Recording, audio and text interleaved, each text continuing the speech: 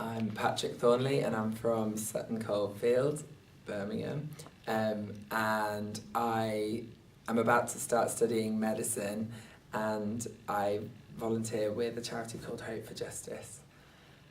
Great, and why did you sign up for the Truth course? So I've got some friends that also work for Hope for Justice, and they suggested that I try the course because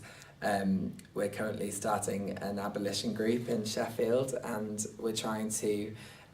raise as much awareness as we can and do whatever we can to put an end to human trafficking. And it's something that I think a lot of people often consider far too dangerous to even consider going there and trying to do something. But when we found out about the course, it was an opportunity to learn more and see how possible it could be to get involved. Great, and what's been the most valuable thing that you've learned that you'll remember for the future? So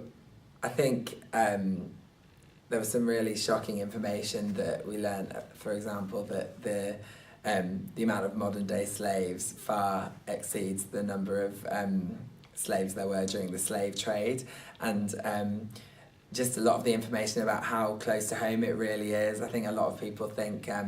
that not in my backyard, nothing like that would go on, but then you hear that in some of the nicest areas that this is going on, and also just that it's not, I think often it's people consider human trafficking to just be like the film Taken, and they think it's always really dramatic and people being sold into sex, and this horrible stuff does happen, but also there's a lot more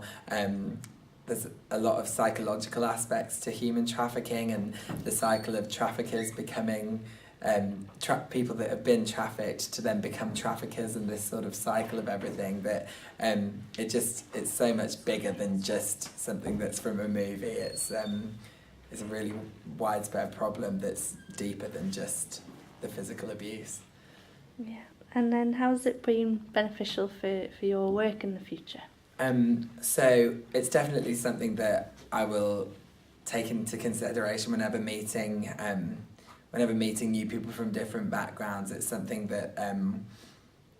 it's not something that I'd be looking for in every person that I meet straight away, but sometimes you can think of situations before where there may have been signs,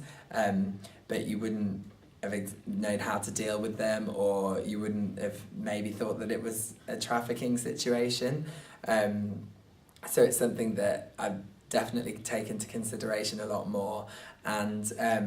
hopefully I'll be able to use it in medicine and this abolition group to do what we can to raise awareness about it and educate people. Okay, thank you, Patrick.